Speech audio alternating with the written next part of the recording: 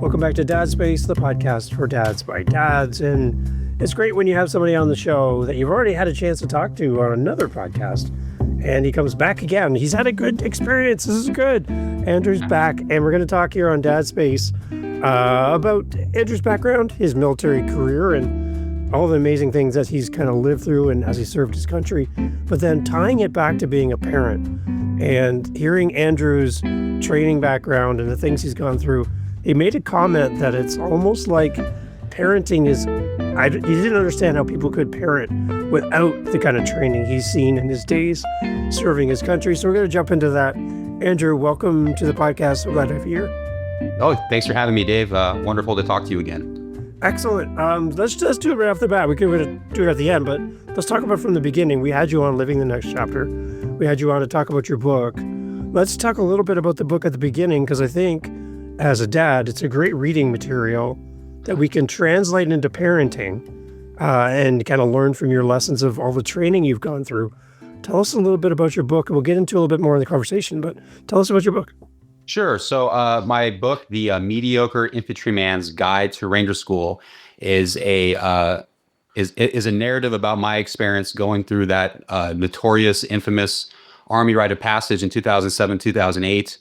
It's one of the more rigorous Army training courses designed to assess leadership of candidates when they're under extreme sleep deprivation, not eating food, when they have to lead other tired, hungry, cranky Rangers on terribly long, 18-hour movements and marches for months on end. It was a crazy experience. It was basically what transformed me from a quote-unquote boy to a man. And so I wrote about it, and I think it's a great read for anyone facing adversity and struggle. And as any parent knows, there is a lot of adversity and struggle when it comes to raising children. And I think one that we kind of honed in on was just the sleep deprivation that happens as a new parent. You're running on empty almost all the time. It feels like you never get a chance to recharge. And you're thinking, what could be worse than this? And when you went through your training through Ranger School, they really put you through the test. Like they really try hard. Like, is there a reason why they push you so hard with the lack of sleep and the lack of food that almost seems to be like they're punishing you? Punishment is one way to look at it, but really the constructive aspect of it is they're trying to break you down as an individual. They're trying to take away all your talents and strengths and connections and anything that can kind of prop you up as a person, they want to take away because they want to see how you can lead, how you behave when you are put under extreme stress that simulates what you're going to encounter in combat. So when you're serving in combat, are there big spaces of time when you don't get to sleep and you don't get to eat? Like, is that normal then? Oh, absolutely. I was just a regular infantry guy running up in Diyala and then Baghdad province, but sleep deprivation is a huge part of the infantry. They train you for it. You have to do it when it comes to missions. I mean, you're almost always short-staffed, given impossible tasks.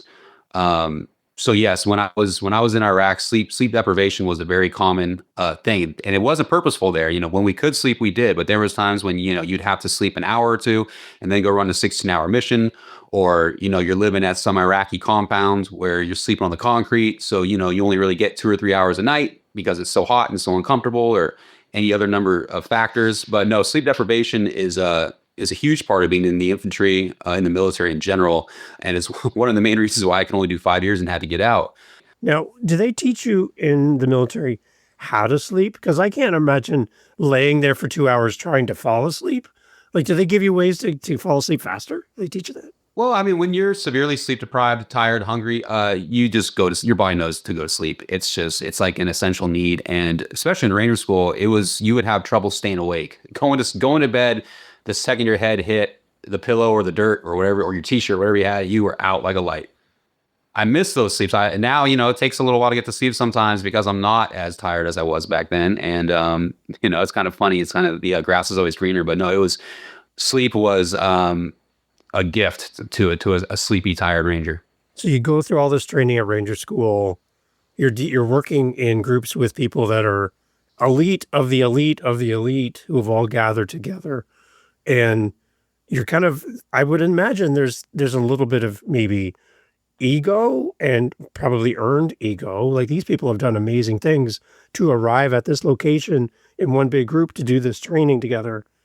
Did you feel like you belonged in that place in Ranger School? Did you feel like that was your home? No, I didn't, and that's kind of how my book differentiates itself and is unique. Is that I wasn't a really cool high speed Green Beret or a Ranger Regiment guy. I was just a regular old infantryman who got very lucky. I got a last minute chance to attend Ranger School, a very prestigious school that, like you were talking about, is populated by young lieutenants, Green Berets, Ranger Battalion studs. You know, guys that are just some of the nation's best soldiers.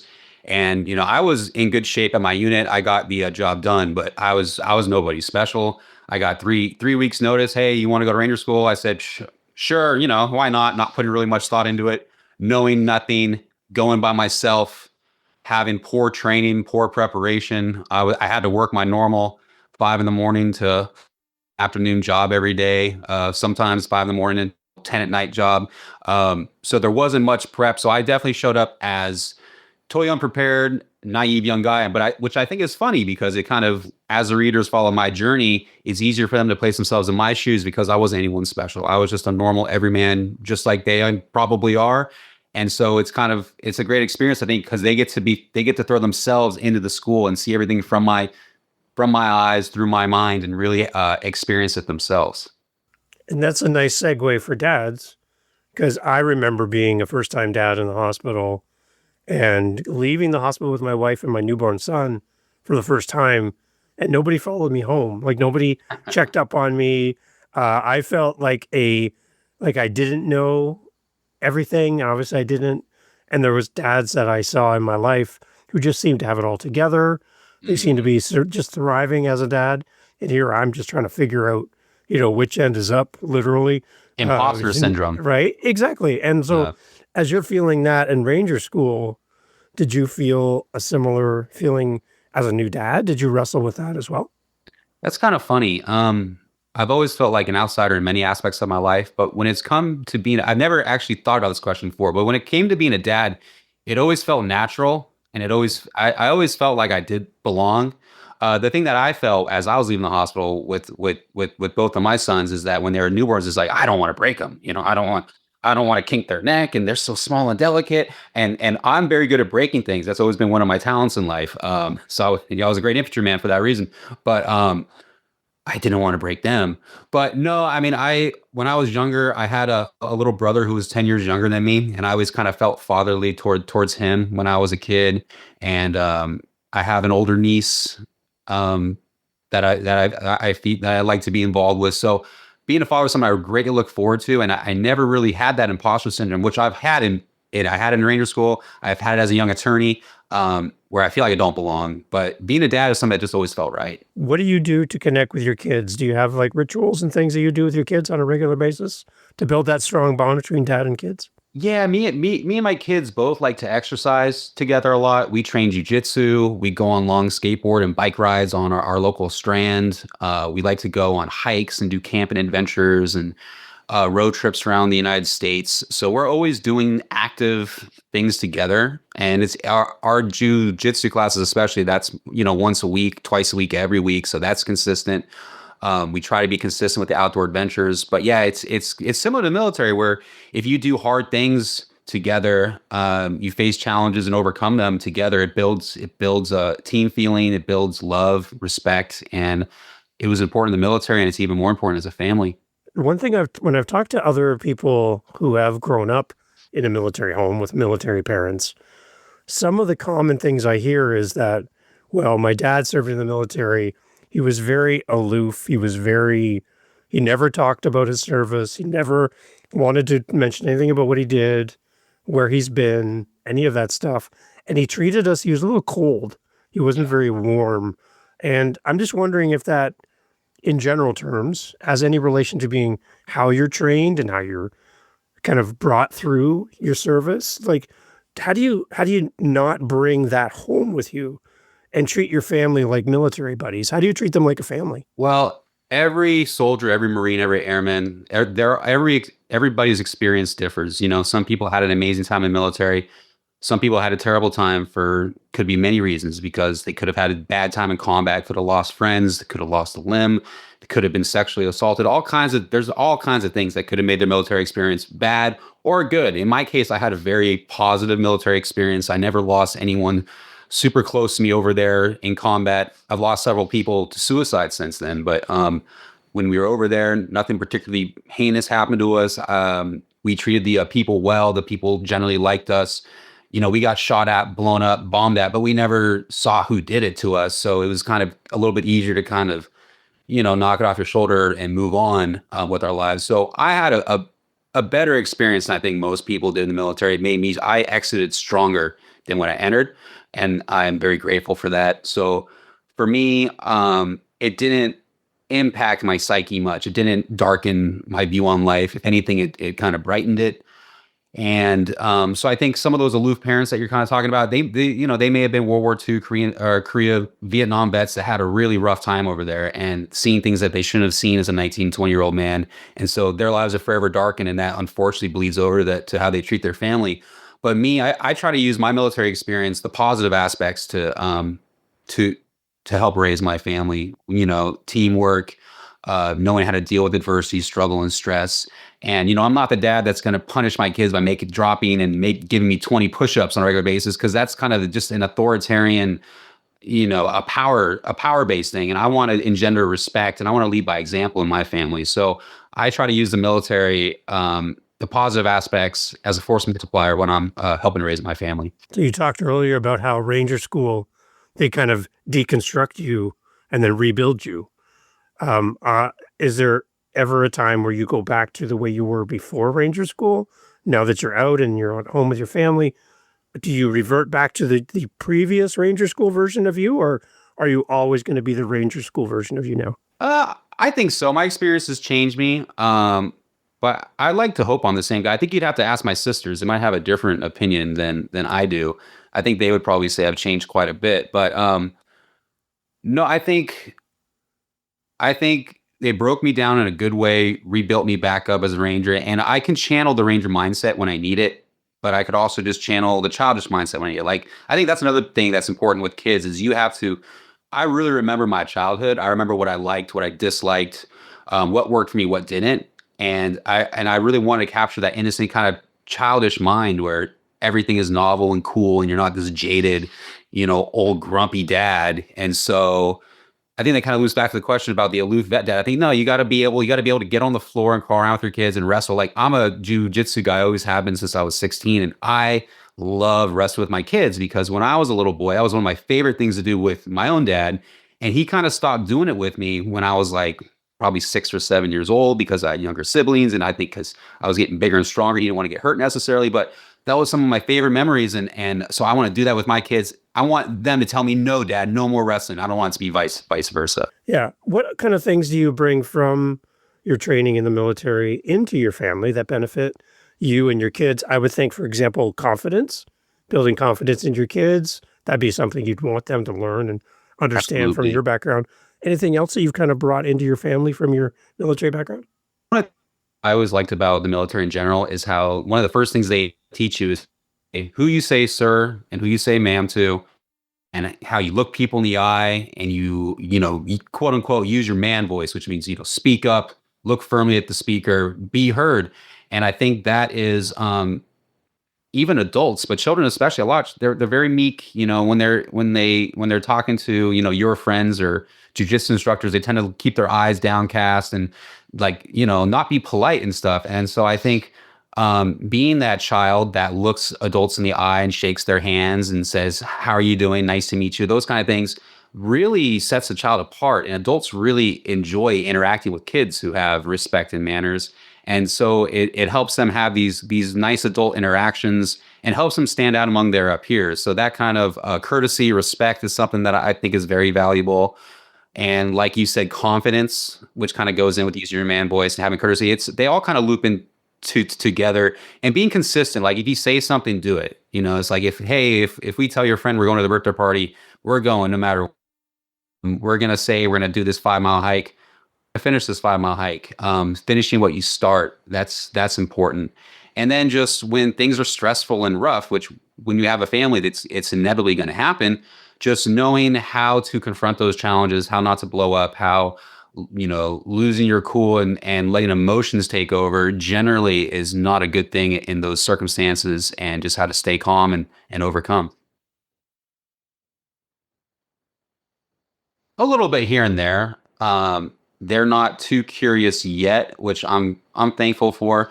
I'm a little ambivalent about whether I really want to encourage them to do the military or not, because when you're a young man, when you're 18, 19, and you're bloodthirsty and have no family, it's an obvious choice. At least it was for me. But when I joined up during the Iraq War, I know it had a deep impact on my parents, especially my mother. She was proud of me, but she also was scared that I was going to get hurt or come back a different person, or see something I shouldn't have seen. So I have those fears as well. The way that the current global environment is, it's not terror. Now the army is going to potentially have to fight, Russia or China or something approximating that. So it's a more serious environment. I don't necessarily want them to be, you know, cannon fodder in some future conflict. So I'm very mixed about talking about it. I try to just talk about the good aspects. I don't push it on them. I'm not trying to indoctrinate them like I know some military parents do. If they come through on their own, I'm not going to stop them, but I'm also not going to push them there either. From your training at Ranger School and all of your military service training, what can we bring into parenting as some great ideas or relatable things and skills that we can do as dads from your training that we could try to translate into the dads into our homes? Anything stand out as far as some things we could teach a dad? I think lead by example is probably the most important thing you can do, because I don't know about you guys, but in my experience, kids can spot hypocrisy a mile away, especially when, they have a sense of fairness. And so if you're asking them to eat foods, but you're not eating healthy foods yourself, they're not going to listen to you, and you're being a hypocrite. If you're telling them that to work out, you should work out with them. If you want them to clean, you should show them what cleaning looks like. So I'm a big fan of lead by example, because kids see that, and they're gonna. You don't have to talk. It's more about showing them, because they're gonna see the lesson and internalize it. Because a lot of times kids don't listen to what you say; they'll do the opposite, or they just don't listen because they're young and their brains are wired differently.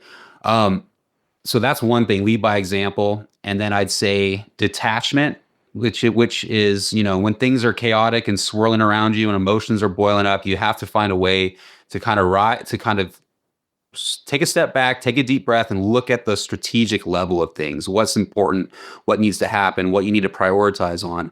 I think that's a skill that is taught in the military, because, during a firefight, or when a bomb goes off, or when someone's hurt, an insane amount of adrenaline floods through you. If you're not trained for this stuff, if you're not used to thinking about it, if you're not practiced with it, it's just gonna cause people to just spin out and not get the job done. So the military teaches you in these moments of chaos to rise above, detach, figure out what needs to get done, and do it calmly. They have the saying, slow is smooth and smooth is fast. And I think that's very beneficial to kids, because emotions get riled up, people are yelling at each other, and things just get worse in that situation. I think being calm is a huge asset when it comes to raising kids. What about supporting our partner or spouse? Anything that comes from your military training that we can bring into that relationship too? Yeah, thank you for bringing that up. That's a huge thing. Teamwork. If you're lucky enough to have a spouse raise kids with you, I mean, that makes things like 5 times easier. If you have a teammate who can, when you're having a rough day, they can pick up the slack, or you're sick and they can pick up the slack. I don't know about you guys, but when I'm sick, it is like, when you're sick with little kids, then you have to take care of them in the morning. It's like the worst thing. It's terrible. So if you can have a spouse who happens to be healthy that day, take the lion's share of the work, that is huge. And so, much respect to all single parents out there, because you have an insanely hard job. And I have single parents in my life, and I see how hard it is for them. But so no, having a teammate makes things so much better. But you have to be on the same page. You can't undercut each other. So you have to have a shared vision. And you can't be the good cop, bad cop with the kids. They can't ask dad because they know he's always gonna give in to mom. We need to have a shared mission, a shared understanding, and then everything flows much smoother. Right. And now it directly relates back to your military service. Who was that for you serving? Does somebody come to mind that was there for you in a moment that you needed that kind of help? Oh, so many times. In my book, The Mediocre Infantryman's Guide to Ranger School, there's many, many moments when almost like a Deus Ex Machina, some divine spark or person would come and help me in my moment of need, just when I needed it, to get me through that next 20 minutes to pass the school. That happened numerous times in Ranger School alone. It happened in the Army, tons of time with bosses, with peers. That I was the angel of mercy for other people in their moment of need. And I know, and there's several instances that I know that happened, and there's many more that I'll never even know about. When you know you're the person who does some small kindness that brightens someone's day enough for them to get through the mission. And yeah, no, there's probably hundreds, thousands of examples of when people help me out, and which is I'm very grateful for, because it is a team effort. You cannot do what we did over there as an individual. Army of one is it's nonsense. Where you're always with the team, and with the team working smoothly together, you can get great things accomplished. You talked about doing something with your son, where the two of you went for a hike together, and kind of this. I love the background. I want you to expand on this, but tell us more about this overnight thing that you did, this hike and camping thing. What was it? What's it based on? And what happened for the two of you?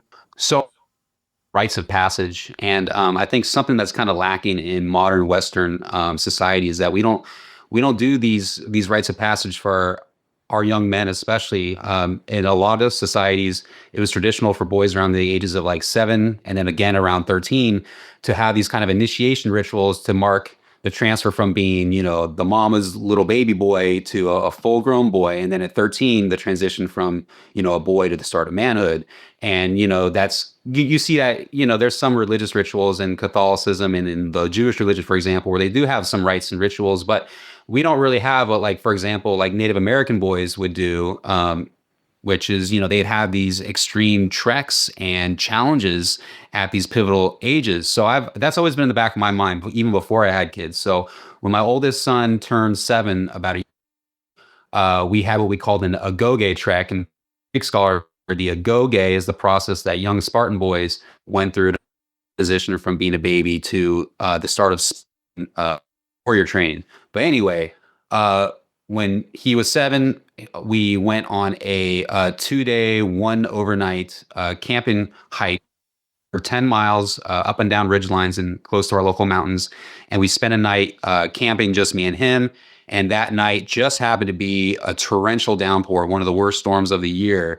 And I'm not going to lie, they were in the middle of the night when the rain was coming down in sheets and leaking under our tent and getting everything wet. So I had to stay up all night with a towel and keep a ring of water away from my sleeping son when he was crying.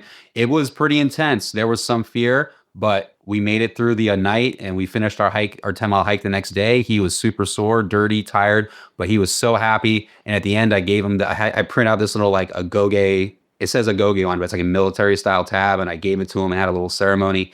And it was really something special. And he kind of felt a lot of value in it, because he kind of, at this point, he's like, well, I'm a big kid now, Dad. I'm going to do more things. I'm going to help out around the house more. So it really marked this phase transition of, you're not a baby anymore, son. You're the oldest. You're an official boy now. And it was a very touching moment. It was one of the best weekends of my life, that's for sure. Has that been your story growing up? Did you kind of have those experiences as well? Or is this kind of new for you as a dad? No, my parents did what they did, but I don't think we had like a particular initiation rituals. My own dad is not really big on camping, roughing it outdoors. He says, well, I have this house that I pay for. Why would I want to go sleep like some homeless person out in the forest? Whereas me, on the other hand, I found a lot of value in that kind of stuff. So I didn't have that growing up. But that's just part of my thing I remember when I was a kid seeing, what I got and I liked and what I didn't get and wanted. And so I think a lot of parents do this. They kind of, the things that they were missing in their own childhood, they want to make sure their own kids have it. Yeah, I think that's something for all the dads listening, to be thoughtful and plan out events like this and rites of passage. I think we just kind of do life and go week to week, job to job, weekend to weekend. We never really think about kind of having an event like that. I think that's a great idea. Even if you've never had it yourself as a kid growing up, doesn't mean you can't create some new ritual for your tradition. Family, right? Yeah, start it yourself. Absolutely. And I think it's, like you said, it's very easy to get lost in the week to week craziness of work. I'm not a full-time lawyer. I'm a part-time lawyer. I used to be full-time. I understand how the professional grind can be, how, the 40-hour work week is not true for many people nowadays. Many people are working 50, 60, 70-hour weeks, 1, 2, 3 jobs. So you have to make time for your kids. And so I would suggest booking things months in advance and putting some money down, because once you pay for the hotel room or you pay for that airplane flight and you do it 3 or 4 months beforehand when you're motivated, that is going to make you actually do it, make you get that work done so that you can go on that trip if you book it in advance and put some money down. That's always been good for me because I don't like to throw money away. So, once I buy that airplane ticket or that hotel room, I am locked in, and I'm always grateful because you've got to get that time in with your kids, because they, as everyone knows, they grow up way too fast. Andrew, what's your biggest joy as a dad? What's your biggest struggle as a dad? Ooh, deep questions. I need a second to think about this. My biggest joy is seeing my kids happy. And when they tell me at the end of something, this is the best day ever, or this is the best blank ever. When I hear that and see that, makes whatever it was worth it. My biggest struggle is probably patience, is just that I have to remember that when they're getting dressed in the morning, they're not going to be as efficient as me, who had to learn how to get dressed in like 10 seconds under a mortar attack. They're not going to eat their food as fast as me because they're not programmed to eat their food as quickly as I was in the military. So being patient, reminding myself that, they have young, pliable children's minds. They don't have the same mind I do. They don't have this curse of knowledge that I have. So that's a great struggle, is just being patient. And I just try to detach again. And when I get annoyed at or impatient, I detach, say, no, they're kids. There's no rush. No one's shooting at us. If we're 30 seconds late to this party or meeting, who cares? I'm a big fan of the idea of reverse engineering the thing that we want in life, identify it, and then work backwards and figure out how I'm going to get there. Yes. So with that in mind, what do you want your kids to say about you, Andrew? I want them to say that I was in their lives consistently, that I had a good balance. I want them to say that, their dad worked hard, but he also played hard. He saved his money, but he wasn't a Scrooge. He spent money on it. I just want them to have a balanced view, and I want them to have all their real needs met, not their fake needs, not their need for sugar and screen time, but their real needs, which means they're safe, they're comfortable, they're learning, they're happy. So, I just want them to say that they had fun with me, that I was a cool guy, and that they forgive me for my faults, because we all make mistakes. And I just want them to forgive me for them. Yeah. Anything in the parenting circles and popular opinion of parenting that you're like, it doesn't really work for our family and we've chosen a different path? Stuff that doesn't work for our family. That is a very good question. I never really thought about that. I mean, we're the stereotypical American family. I didn't play baseball growing up, but my oldest kid loves baseball, so we're doing baseball. And I thought I would never do that, but the whole baseball thing is working for our family. I like the baseball dads and the baseball moms, and it's working. What doesn't work? I don't have an answer for you. I'm gonna have to think about that one. Because I'm thinking like discipline, for example. Some parents over-discipline, some parents never discipline. And their kids are having a full-on meltdown in the store, and they're just like, let Johnny be. He needs to work through his emotions. And I'm like, the whole store is stopped now because of the situation. Like maybe there's a different approach.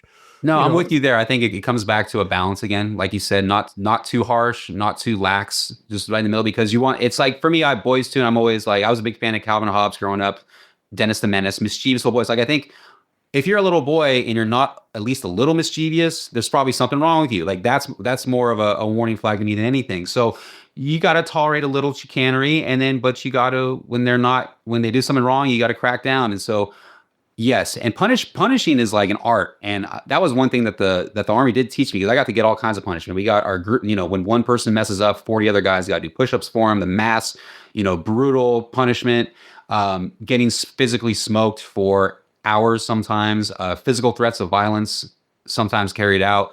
I've experienced that. And then I've people that the quote unquote huggers who didn't punish anybody and who kind of bred lazy, spoiled soldiers. So I've seen the whole spectrum, And I think when it comes to discipline, it's tough. But what's worked for us is that when you say something, you got to stick with it. Like you can't say, "Oh, you're grounded for a week," and then remember it for a day and then give them ice cream on the second day. Then your kids lose all respect for you. So you don't want to that's why you don't want to overpunish. You don't want to say, "Oh, you're in trouble for a month now, young man."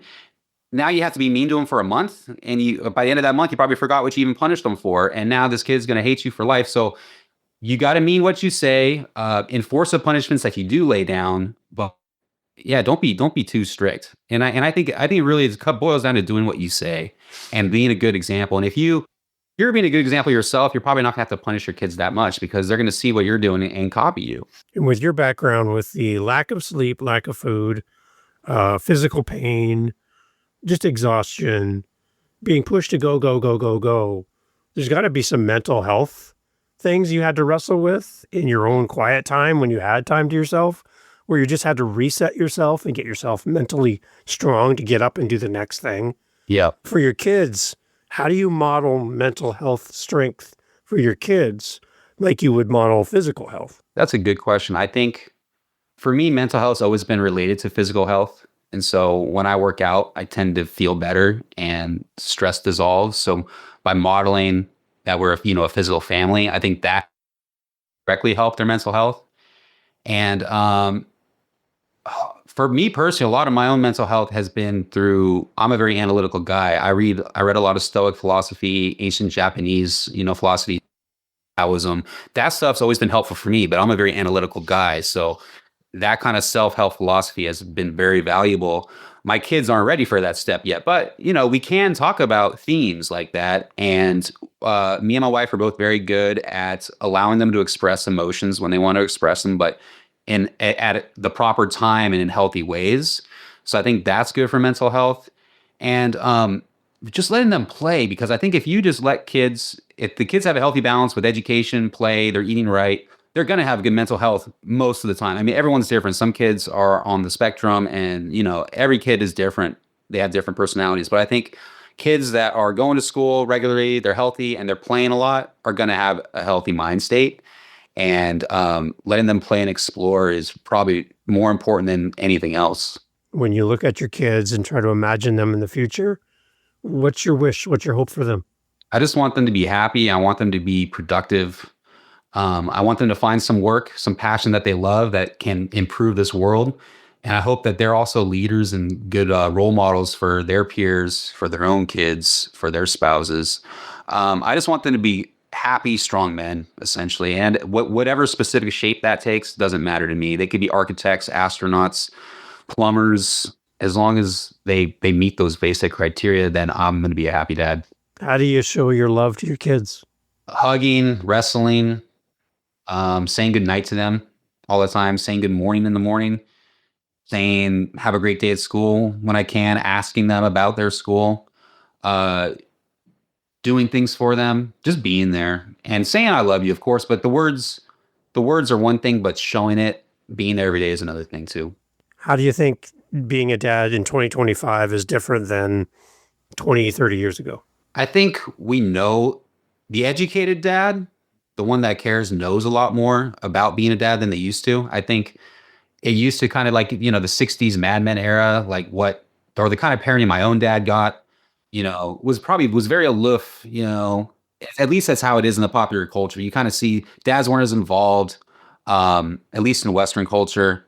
And, dads were drinking and smoking more. They're using more violence. So I think we know more now. So like, we know that you are not supposed to hit our kids really. Like, like some people can make arguments for that, but I mean, it's probably not going to be good for them. It's not going to make them love you. So we know more now, which means that we have more responsibilities. We can't make excuses as much as we used to. And I think dads are contributing more than they used to, which I think is a good thing for society.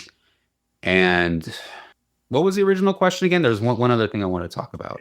Yeah, no, just the idea of like what was different, like from now to that. Different. So like for me, I would say like resources.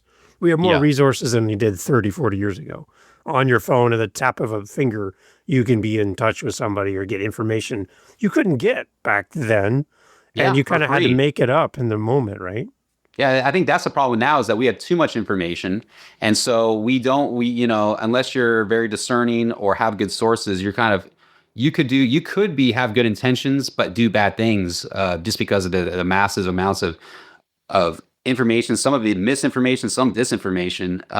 So you just got to be smart. So it's kind of a blessing and a curse. We have this information, but we got to know how to use it and we got to put it into action. One of the main ideas behind my podcast is I wanted to connect men and allow men the opportunity to connect with each other and understand the stories of other men, other dads, and be one of those resources, but be a resource that encourages guys. And I think one of the thing that I'm really noticing as I get older, I'm a little older than you are, my friend circle seems to shrink over time. I have less and less contact with the people that were closest to me when I was a young father. So my circle is getting smaller. We have the ability to connect with people through our phones, but we're very disconnected as men. And I'm just wondering, how important is it for you to have somebody kind of at the same range of age, kind of the same situation with kids, for you to have a resource, another dad in your circle that you can kind of do life with? How important is it for you to have friendship outside of your house as a man? Well, I'm very lucky because I live in my childhood area. So I still have friends from my high school era, and they have kids close. A lot of them have kids close to my age. So we can link up and share stories of the old times and see our kids playing together, which is nice. And then I also have my jujitsu group of friends. And that is probably more relevant to your question because there I have friends and acquaintances and peers that are, some of them are older than me, like 20 years, 10 years older than me. Some of them are younger, but I did get to see a lot of them, especially the older guys, bring up their kids through the jujitsu classes and just seeing them be dads. And so they were always good mentors and role models. I never specifically like went up to them and asked them for information or pump their brains necessarily, but I could see how they interacted with their kids, whose kids, really seem to enjoy hanging out with their dads and stuff. So that's always been a huge asset. Just seeing, I've always been big on not like what people say, but what they do. And so I've been able to watch these people, how they raise their kids and what works and what doesn't.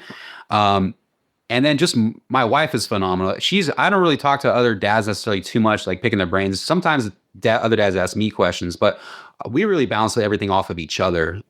She is so knowledgeable she became like the PhD in babies, like the second she got pregnant the first time. She read like every book she can get her hands on.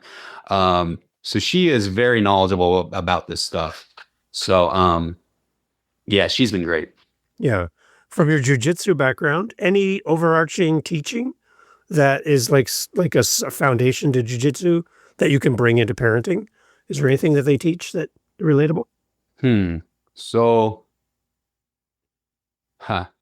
jujitsu is so extreme. I've always applied jujitsu analogies to warfare, but when it comes to kids, the basics of jujitsu. So jujitsu is all about balance, having a good base.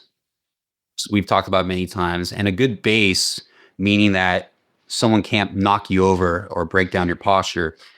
That's important to raising kids. We haven't really talked about that, but that is like a good base is having a good home, have enough income to provide for your needs, having a good partner if you can, all provides a stable base. And kids, I think, thrive off stability. They like knowing that they're going to get their 3 meals a day. They like knowing that they'll see mom or dad almost every day. So a good base is important because if you have a good base, a blowing wind, some random thing can't come by and knock you over. So if I had that's a good one off the top of my head. And then jujitsu, connection is very important in jujitsu. Jujitsu is a close fighting sport. Other striking arts, you have some distance and you throw kicks and punches, but jujitsu, you get close and you smother the opponent. And so you're always connected to them. And so when you stay connected to your kids, you're going to know when things are off. You don't have to ask them or interrogate them about, oh, did someone do something bad to you? Because you're just going to see it in their disposition because you know them, you know how they act, what's bugging them. So being connected is key in jiu-jitsu and I think key to raising kids as well. Amazing. See, so much wisdom. I love it. I love having you on the show. This is great. Let's jump back to the book again, wrap up with this, Andrew. The book, tell me kind of who would be your ideal audience and maybe how can a dad take some of the things we see in your book and apply it to our home and to our own personal life as far as training and being a better person, getting that breakdown you talked about and being rebuilt back up again. There's a lot of great stuff in your book. How can we relate it to dads? Wow. So there's going to be a lot of precepts and principles that I learned and experienced in ranger training that is applicable to life in general. But to dads specifically, it's just having fortitude, taking things one day at a time, not worrying about next week or next month, but just the here and now is a good lesson to take away from the book. The book is really, I wrote it for anyone to read. It's for the general reader. You don't have to have any military experience. You don't have to be a ranger in the Army, because I was the everyman when I went through, and the reader can be the everyman. I avoided acronyms. I think this is really a book for anyone, especially if you enjoy coming of age stories, because this is all true stuff. It happened, but it's structured in the way that narrative fiction is usually structured. So it's enjoyable, it's fast paced, it's immersive. And, life, these really deep principles and lessons that you learn in life as you go through and as you gain wisdom, you can transfer these lessons to all different aspects of your life. I've transferred these skills to the military, to jiu-jitsu, to raising kids, to business, to law. They all carry, a lot of these carry over. It's all simple but not easy. And so this book is for anyone who's facing exceptional circumstances, and they may not be an exceptional person, but with the right mindset, by sticking to things, you'll do incredible things. Excellent. For the everyday dad, we have Andrew here on the podcast. Thank you, Andrew, so much for doing this. We'll have links to the book and to you in the show notes as always, and a link to our episode together on Living the Next Chapter. Great conversation over there. Love that. Absolutely. And we'll send people over there for a little bit more. Andrew, thank you so much for doing this, Andrew. Appreciate it. Sounds good, Dave. Thank you very much. Hey, thanks for listening to Dad Space. Thanks for hanging out to the end of the podcast. That's a great sign to wherever you're listening to this podcast, YouTube, Spotify, Apple, fill in the blank, that this was a good podcast to send people to. So simply by listening to this point of the podcast, you're helping the show grow. So good on you. Thanks for helping us grow Dad Space. If you want to help us fill our cups over at Dad Space, head over to dadspace.ca. Dadspace.ca, simple website, right? Dadspace.ca. You can fill up our coffee cup, which helps us then to keep moving forward with the podcast, and use our Buy Me a Coffee link over at dadspace.ca. Thank you for being here. Thank you for supporting the show. Thank you for coming back. And thank you for sharing, because the more dads we can help, the better. We're all here to help each other grow in community. That's what it's all about. And without you, the podcast is pointless. There's no reason to do any of this. So you being here means everything. See you at dadspace.ca. Take care.